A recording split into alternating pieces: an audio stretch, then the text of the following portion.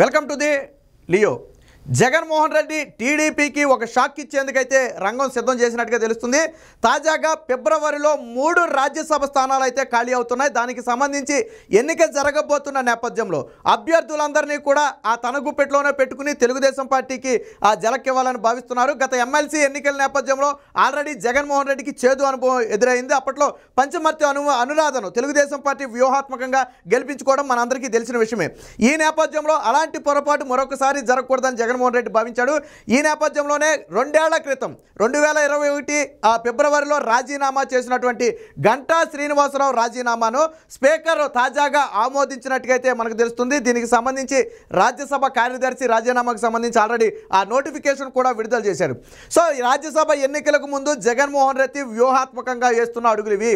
సాధారణంగా వచ్చే నెలలో ఖాళీ అయిపోయే స్థానాలు వచ్చేటప్పటికి ఆ సీఎం రమేష్ కానివ్వండి, అలాగే జీవీఎల్ నరసింహారెడ్డి కానివ్వండి, అలాగే వైసీపీకి చెందిన మరొక స్థానం కూడా ఖాళీ కాబోతుంది. ఈ 3 స్థానాలకు జరగబోయే ఎన్నికల నేపథ్యంలో ఒక్కొక్క స్థానానికి దాదాపుగా 44 మంది ఓటు వేయాలి. అంటే 3 స్థానాలకు కలిపి 132 మంది కావాలి. వాస్తవానికి వైసీపీకి ఇప్పుడు 151 బలం ఉన్నప్పటికీ ప్లస్ తెలుగుదేశం పార్టీ నుంచి ఒక 4 వెళ్ళినప్పటికీ కూడా జగన్మోహన్ రెడ్డిలో ఒక భయం ఉంది. ఎందుకంటే 28 మందికి జగన్మోహన్ రెడ్డి ఇప్పుడు సీట్లు నిరాకరించాడు.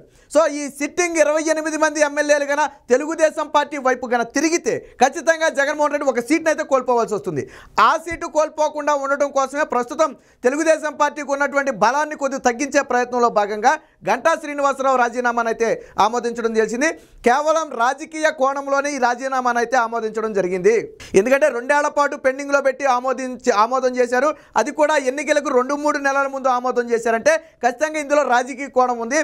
అంటే తెలుగుదేశం పార్టీకి ఒకవేళ 28 మందిలో దాదాపు ఒక 4 ఇప్పటికీ వైసీపీ పార్టీతోనే ఉంటారని చెప్పి ఆ ప్రచారం జరుగుతుంది. ఎవరంటే వాళ్ళు అమర్నాథ్ కానివ్వండి, అలాగే ఇతర ఇంకొక 3 నేతలు కానివ్వండి, ఎవరైతే సింగనమలకు చెందిన పద్మావతి కానివ్వండి, వీళ్ళకి సీటు ప్రస్తుతానికి ఇవ్వకపోయినప్పటికీ కూడా వీళ్ళు 4 కూడా వారితోనే ఉంటారనే ఒక అనుమానం ఉంది. అయినప్పటికీ కూడా మరొక 24 మంది తెలుగుదేశం పార్టీ వైపు తిరిగే అవకాశం ఉంది.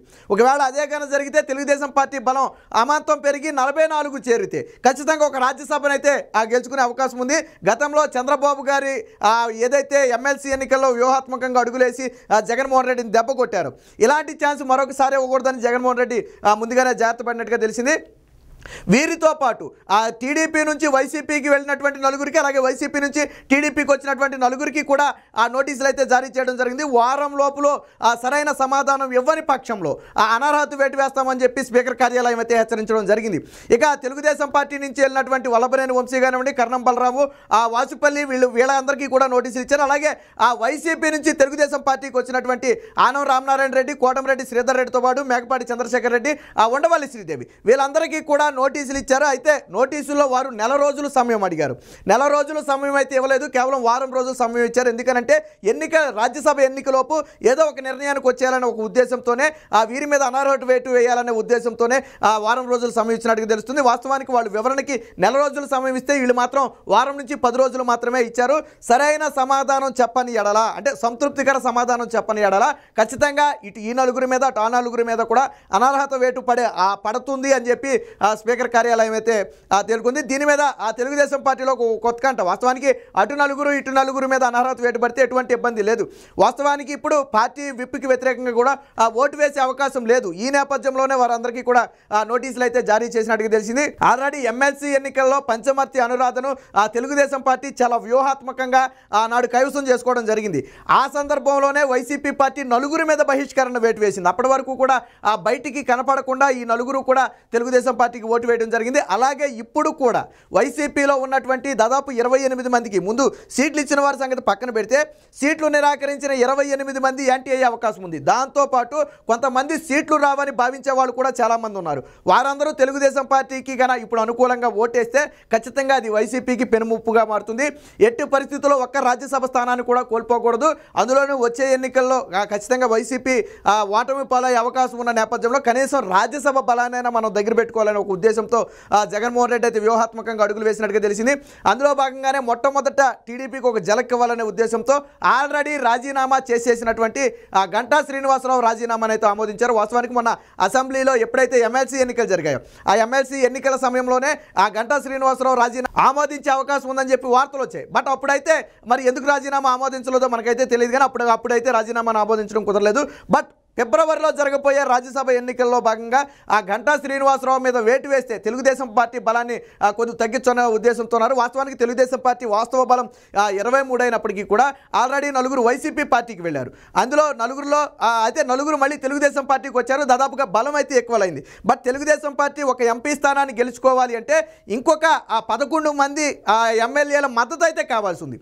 ఈ నేపథ్యంలోనే ఎవరైతే వైసీపీ నుంచి సీటు రిజెక్ట్కు గురయ్యారో వారు తెలుగుదేశం పార్టీ వైపు చూస్తారనే ఆశాభావంతో తెలుగుదేశం పార్టీ ఉంది. ఆల్రెడీ దీనికి సంబంధించి చంద్రబాబు గారు కూడా తెర వెనక మంత్రాలు నడుపుతున్నట్టుగాను వచ్చే ఎన్నికల్లో వ్యూహాత్మకంగా మొన్న ఏదైతే ఎమ్మెల్సీ ఎన్నికల్లో పంచమర్తి అనురాధను గెలిపించి జగన్మోహన్ రెడ్డికి షాక్ ఇచ్చారు, అదేవిధంగా ఇప్పుడు కూడా ఒక ఎంపీ స్థానాన్ని కైవసం చేసుకుని జగన్మోహన్ రెడ్డికి షాక్ ఇవ్వాలని భావిస్తున్నట్టుగైతే తెలిసింది. గతంలో కూడా మనం చూసాం ఎమ్మెల్సీ ఎన్నికల్లో స్థానికంగా బలం లేకపోయినప్పటికీ అభ్యర్థులు నిలబెట్టారని చెప్పి గతంలో వైసీపీ ఆరోపించడం జరిగింది. సో ఇప్పుడు కూడా అలాంటి పరిస్థితి రాకూడదనే ఉద్దేశంతోనే తెలుగుదేశం పార్టీ బలాన్ని మరింత తగ్గించాలి. ఇప్పుడు నలుగురు పోయి నలుగురు వచ్చినప్పటికీ సమానమైంది. బట్ గంటా శ్రీనివాసరావు రాజీనామా కన్నా తగ్గిస్తే ఖచ్చితంగా తెలుగుదేశం బలం మరికొంచెం తగ్గే అవకాశం ఉంది కాబట్టి తగ్గించినట్టుగా తెలిసింది. దీనికి సంబంధించి వైసీపీ మొదట్లోనే ఆల్రెడీ వ్యూహాత్మకంగా అడుగులు వేసింది. అయితే ఇప్పుడు వైసీపీ పార్టీ నుంచి ఎంతమంది తెలుగుదేశం పార్టీ వైపు మళ్ళుతారు అనేది ఇక్కడ ఒక ప్రశ్నార్థకంగా మారింది. ఆల్రెడీ టికెట్లు రిజెక్ట్కు గురైన వారిని ఇప్పుడు బొజ్జగించిన ప్రయోజనం లేదని చెప్పి వైసీపీ పార్టీ భావిస్తుంది. అయినప్పటికీ కూడా ఈ రాజ్యసభ ఎన్నికల్లో మాత్రం వైసీపీకి ఓటు వేసే విధంగా గెలిచిన తర్వాత వారికి ఏదో ఒకటి ఇచ్చి సంతృప్తి పరుస్తామని చెప్పి హామీ ఇచ్చి వారందరినీ కూడా ప్రస్తుతానికి హోల్డ్ చేసే ప్రయత్నం ఉంది. జగన్మోహన్ రెడ్డి మొదటి నుంచి కూడా ఎందుకు సీట్లు 4వ విడతలో సీట్లు ఎందుకు మొత్తం ప్రకటించలేదు అంటే సీట్లు రిజెక్ట్కు గురైన వారు తెలుగుదేశం పార్టీ వైపు తిరిగే అవకాశం ఉన్న నేపథ్యంలో ఇప్పుడు ఆల్రెడీ ఎన్నికల ముందే ఉన్న నెలలోపే ఈ రాజ్యసభ ఎన్నిక ఉన్న నేపథ్యంలో ఇప్పుడు గాన ఎక్కువ మందిని ఒకేసారి ప్రకటించి ఎక్కువ మందికి సీట్లు తిరస్కరిస్తే వారంతా ఇతర పార్టీ వైపు ఓటు వేసే అవకాశం ఉంది. ఎందుకంటే ఖచ్చితంగా ఎన్నికలు జరిగే వరకు వాళ్ళే ఎమ్మెల్యేగా ఉంటారు కాబట్టి రాజ్యసభలో వారికి ఇష్టం వచ్చిన వారికి ఓటేయాల్సి ఉంటుంది. కాబట్టి ఇలాంటి జరగకుండా ఉండడం కోసమే వ్యూహాత్మకంగా అయితే అడుగులేసినట్టుగా తెలిసింది. మరి దీని మీద తెలుగుదేశం పార్టీ మరి ఏ విధంగా స్పందిస్తుందో చూడాలి. 2 ఏళ్ల తర్వాత 2021 ఫిబ్రవరిలో చేసిన ఆ రాజీనామాను 2024 జనవరిలో దాదాపు 2 ఏళ్ల తర్వాత అయితే స్పీకర్ కార్యాలయం ఆమోదించడం జరిగింది. దీని మీద ఇప్పటివరకు తెలుగుదేశం పార్టీ నుంచి ఎవరు స్పందించకపోయినప్పటికీ కూడా వైసీపీ కావాలనే ఎన్నికలకు ముందు ఒక ఆమోదం చేసింది. ఖచ్చితంగా వైసీపీ రాజ్యసభ ఎన్నికలకు సంబంధించి తెలుగుదేశం పార్టీని చూసి భయపడింది కాబట్టే ఇప్పుడు గంటా శ్రీనివాసరావుని రాజీనామాను ఆమోదించింది. అలాగే నలుగురు నేతలకు అలాగే వైసీపీ నుంచి టీడీపీకి వెళ్ళిన వారికి టీడీపీ నుంచి వైసీపీకి వెళ్ళిన వారికి కూడా నోటీసులు ఇచ్చి 10 రోజుల్లో వివరణ ఇవ్వాలని కోరింది. అందులో తెలుగుదేశం పార్టీ నుంచి వచ్చిన వారికి మినహాయించి వైసీపీ నుంచి ఇటు మారిన వారికి మాత్రం అనర్హత వేటు వేసే అవకాశం ఉందని చెప్పి ఆలోచన చేస్తున్నారు. ఎందుకంటే వాళ్ళ చేతిలో ఉన్నదే కాబట్టి వారు ఏ నిర్ణయం తీసుకుంటే అదే అంతిమ నిర్ణయం అవుతుంది. పైగా అందులో కూడా చాలా స్పష్టంగా చెప్పారు, సంతృప్తికర సమాధానాలు రాకపోతే మేము అనర్హత వేటేస్తామని చెప్పిన నేపథ్యంలో ఖచ్చితంగా వైసీపీ నుంచి టీడీపీ వచ్చినటువంటి నలుగురు మీద కూడా అనర్హత వేటు వేసి వారిని ఓటు వేయకుండా దూరం చేసే ప్రయత్నం జరిగే అవకాశం ఉందని చెప్పి రాజకీయ వర్గాల్లో చర్చ జరుగుతుంది. ఏది ఏమైనా జగన్మోహన్ రెడ్డి తెలుగుదేశం పార్టీ వచ్చే రాజ్యసభ ఎన్నికల్లో ఎక్కడ పోటీ అవుతుందో ఎక్కడ చంద్రబాబు గారు వ్యూహాత్మకంగా జగన్మోహన్ రెడ్డిని దెబ్బ కొడతారని ఒక భయంతోనే 2 ఏళ్ల తర్వాత తెలుగుదేశం పార్టీ ఎమ్మెల్యే గంటా శ్రీనివాసరావు రాజీనామాను అయితే ఆమోదించడం జరిగింది. మరి చూద్దాం వచ్చే ఎన్నికల్లో తెలుగుదేశం పార్టీ ఎలా ఎదుర్కొంటుంది. జగన్మోహన్ రెడ్డి ఇప్పుడు ఆల్రెడీ మిగతా 8 మంది కూడా నోటీసులు ఇచ్చున్నారు. మరి వారి మీద అనర్హత వేటు వేస్తారా లేదా వాళ్ళ పార్టీలోకి వచ్చిన వారిని చూసి చూడనట్టు వదిలేస్తాడా అనేది మాత్రం వేచి చూడాలి.